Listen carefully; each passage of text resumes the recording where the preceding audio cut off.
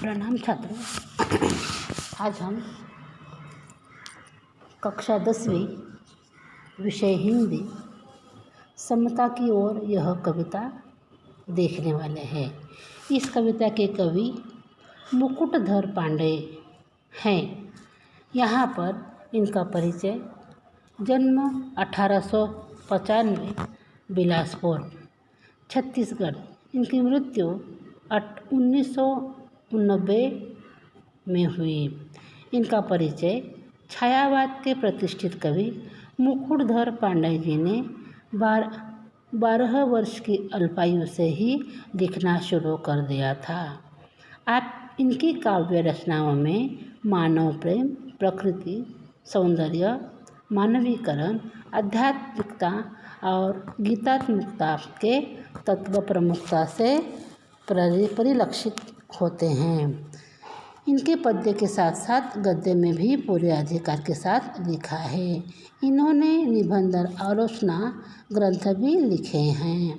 इनकी प्रमुख कृतियाँ पूजा फूल, शैलबाला, लच्छमा, परिश्रम, मामा, स्मृति पुंज आदि यह इन्होंने लिखा है।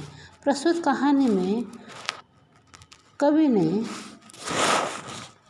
शिशिर ऋतु में पड़ने वाली अत्यधिक ठंडक से परेशान प्राणियों, साधन संपन्न एवं अभावग्रस्त व्यक्तियों के जीवन यापन का सजीव वर्णन किया है। कवि का कहना है कि धनवान और निर्धन भाई भाई है। समाज में अमीरों को गरीब भाइयों की भलाई के बारे में अवश्य विचार करना चाहिए। यहाँ पर देखिए समता की ओर इस कविता में कवि ने कहा है कि ठंड, देखिए यहाँ पर कवि ने कहा है कि शिशिर यानी कि ठंड का परिणाम 3 चीज़ों पर होता है। कौन सी वो चीज़ है? साधन संपत्ति, पानी, अभावग्रस्त। तो इन तीनों पर ठंड का क्या असर होता है, यह बात इस कविता में देखने वाले है। और कवि का मूल उद्देश्य यह है कि अमीर और गरीब दोनों भाई भाई है। इसीलिए धनवान और निर्धन इसमें दूरी नहीं चाहिए। धनवान ने निर्धन को सहायता करके उसे धनवान बनाना चाहिए। इस प्रकार समाज में समानता होनी चाहिए। इसीलिए कविता का नाम समता की ओर है। यानी कि कवि ने हमें कहा है कि समता की ओर ये इस कविता में उन्होंने कहा है। देखिए मैं कविता पढ़ती हूँ। बीत गया हेमंत भ्रांत, शिशिर ऋतु आई, प्रकृति हुई द्युतिहीन, अवनी में कुंजटिका छाई।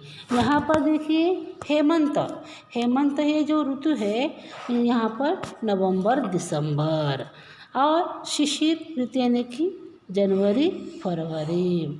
तो कवि कहते हैं बीत गया हेमंत भ्रांत, यानी कि नवंबर दिसंबर ऋतु में जो ठंड होती है वो उतनी ठंड नहीं होती। परंतु जब जनवरी फरवरी ऋतु आता है, महीना आता है, तो बहुत ठंड पड़ती है। तो बहुत ठंड पड़ने से अपनी धरती को यानी कि हमें सबको ठंड बसती है। यानी कि हमारी धरती कैसी होती है? कांति रहित होती है। यानी कि अंधकार छाया हुआ होता है।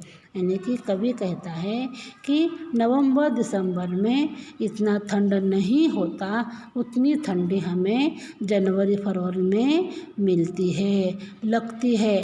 अब देखिए हमारा दिसंबर महीना है, तो भी आज हमारे इस ऋतु में बहुत ठंडी है, क्योंकि बारिश काल में बरसात में बहुत बारिश हुई, तो आज हमें बहुत ठंड लग रही है। तो कवि कहते हैं बीत गया हेमंत भ्रांत, शिशिर ऋतु आई, प्रकृति हुई द्युतिहीन अवनि में कुंजटिका है छाई। यानी कि नवंबर दिसंबर हो गया, जनवरी फरवरी आ गया।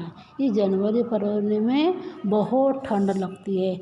उस ठंड से हमारी पृथ्वी, हमारी माता यह कांति रहित हो गई है, वो अंधकार छाया हुआ है। पड़ता खूब तुषार, पद्मदल तालों में बिल खाते, अन्यायी निरीपके दंडों से यथा लोग दुख पाते। यानी कि देखिए यहाँ पर तुषार, तुषार का मतलब है बर्फ, तुषार का मतलब बर्फ है।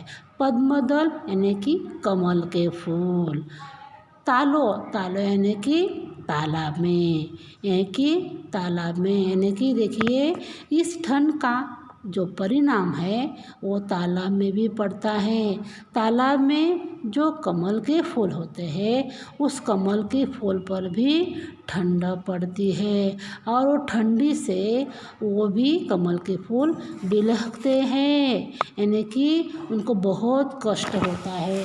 जिस तरह से गर्मी में पानी में रहकर भी वो कमल के फूल अच्छी तरह से रहते हैं, पर जनवरी फरवरी में जो ठंड होती है, ठंड वो बहुत ही न सहने जैसी होती है और उस न सहने से ही कमल के फूल भी बिलखाते हैं, उनको भी बहुत ठंड लगती है।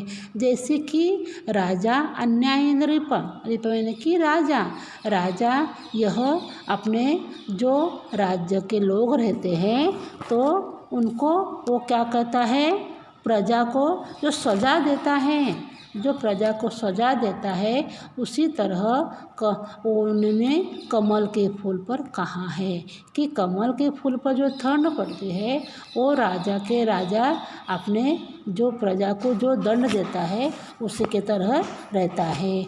निशा काल में लोग घरों में निज निज जा सोते, बाहर श्वान स्यार चिल्लाकर बार बार रोते हैं। यहाँ पर कवि ने कहा है, देखिए निशा काल यानी कि रात में, रात में लोग अपने अपने घरों में सो जाते हैं, परंतु बाहर श्वान यानी कुत्ता, कुत्ता यानी सियार, कुत्ता और सियार ये कई जानवर जो रास्ते पर रहते हैं, वो जानवरों को भी बहुत ठंडी बसती है और उस ठंडी से वो बार बार चिल्लाते हैं, चिल्लाकर रोते हैं। यानी कि कवि का मतलब है निशा काल में लोग यानी रात में लोग अपने अपने घरों में आराम से सो जाते हैं, पर ये जो रास्ते पर जो जानवर रहते हैं उनको उनका घर नहीं होता, उनको कपड़े ढंकने के लिए नहीं होते, वो यही वो सब जानवर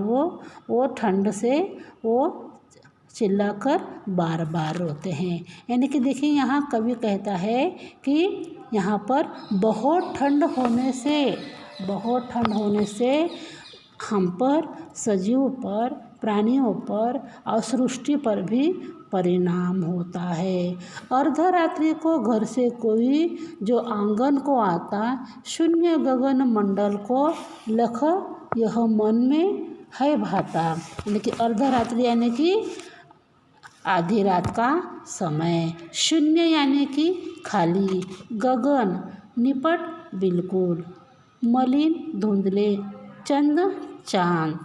देखिए यहाँ पर कवि कहता है कि अर्धरात्रि जब रात होती है, आधी रात को हम जब बाहर जाकर चंद्र को देखते हैं तो वह चंद्र कैसा रहता है, शून्य के इसमें रहता है, यानी कि बहुत ठंड, सब बाहर अंधकार ही अंधकार रहता है।